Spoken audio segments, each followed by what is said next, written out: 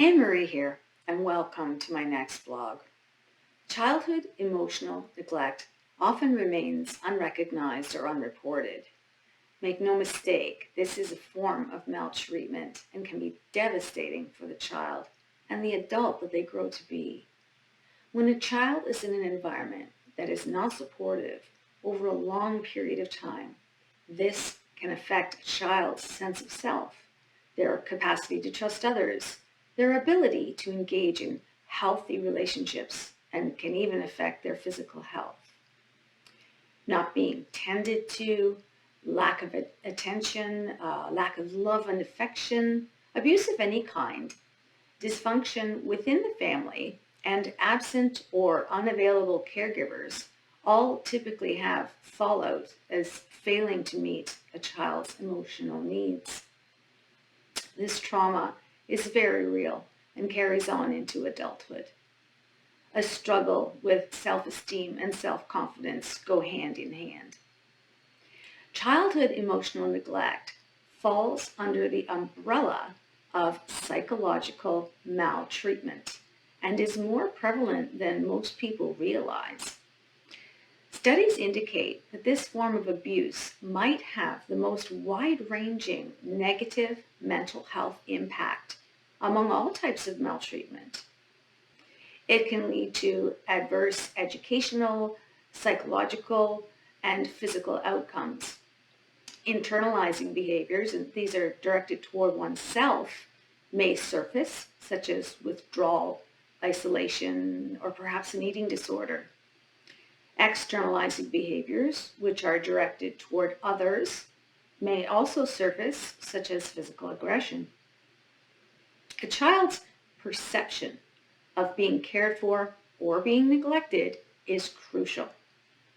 If a child perceives they're being neglected emotionally, they are twice as likely to develop psychiatric disorders by their mid-teen years, including depression, anxiety, panic disorder, bipolar disorder, phobias, and post-traumatic stress disorder. Adolescents are more likely to have poor academic performance and engage in substance abuse or engage in risky sexual behaviors and even suicide attempts. Did you know that emotional neglect is often transgenerational? If there are no bruises or other obvious signs of abuse, how would you know this is happening or had happened? There are many and varied clues, if you will, that tell us that emotional needs are not or were not being met. Caregivers can be cold, unresponsive to the child's feelings, ignore the child, give little or no praise, have a lack of interest in the child's life, show no affection or love, make the child feel unwanted, constantly finding fault with the child, and the list goes on. Parents can also be quite aggressive with verbal discipline, including blaming and shaming. They can have substance use disorders, have mental health diagnoses, and certainly can have suffered from emotional neglect themselves as a child. The child can be riddled with suffering, including non-secure attachment styles, be withdrawn or aggressive and hostile, suffer developmental delays, have anger or rage toward the caregiver, and have significantly less positive social interactions, to name a few. From childhood and into adulthood, we see low self-esteem, little to no self-compassion, feelings of shame, humiliation, depressive and anxious symptoms, self-blame, and even cognitive and attention deficits. As the child's sense of self was eroded, so too is this found in the adult.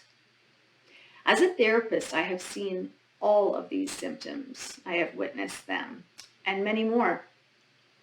If you are an adult who was raised in this type of environment and is now suffering the fallout, do seek professional help. As you begin to peel away the maladaptive layers and process your trauma, you can begin to love yourself and therefore begin to heal yourself.